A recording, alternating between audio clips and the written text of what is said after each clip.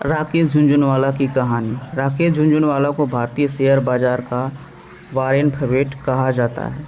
उन्होंने बहुत ही साधारण शुरुआत की और अपनी मेहनत और चतुराई से भारतीय शेयर बाजार में एक ऊंचा मुकाम हासिल किया। प्रारंभिक जीवन उनका। राकेश झुनझुनवाला का जन्म 5 जुलाई 1960 को मुंबई, भारत में हुआ था। उनके पिता इनकम टैक्स ऑफिसर थे और शेयर बाजार में निवेश करते थे। छोटी उम्र में ही राकेश ने अपने पिता से शेयर बाजार की बारीकियां सीखी। उन्होंने चार्टर्ड अकाउंटेंट की पढ़ाई की। उसके बाद 1985 में मात्र 5,000 रुपये की पूंजी से शेयर बाजार में प्रवेश किया। निवेश की शुरुआत में राकेश ने छोटी छोटी कंपनियों में निवेश किया।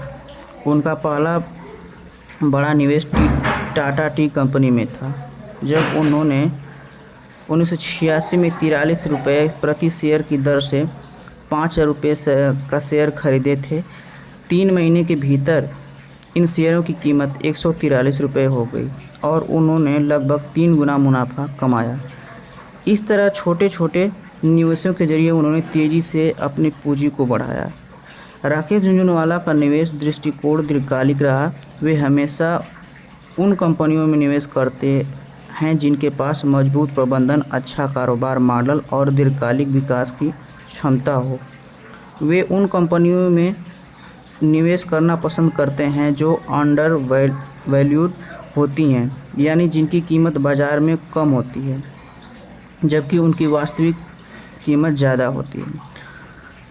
उनके कुछ प्रमुख निवेशों में टाइटन कंपनी, लुपिन और क्रिसिल जैसी कंपनियां शामिल हैं, जिसमें निवेश करके उन्होंने भारी मुनाफा कमाया।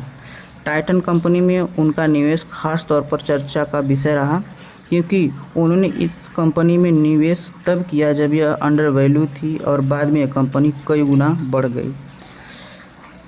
राकेश झुनझुनवाला की कहानी हमें सिखाती है कि सफल निवेश के लिए धैर्य, दीर्घकालिक दृष्टिकोण और कंपनियों के सही चयन की क्षमता होना जरूरी है। वे यह भी मानते हैं कि शेयर बाजार में निवेश करते समय हमेशा एक सीखने वाला दृष्टिकोण रखना चाहिए और अपने निर्णय से सीखते रहना चाहिए। राकेश झुनझुनवाला की कहानी न केवल वित्तीय समझ बढ़ाने के लिए प्रेरणादायक है, बल्कि हमें यह भी सिखाती है कि ये सही ज्ञान और समर्पण से ही किसी क्षेत्र में सफलता पाई जा सकती है।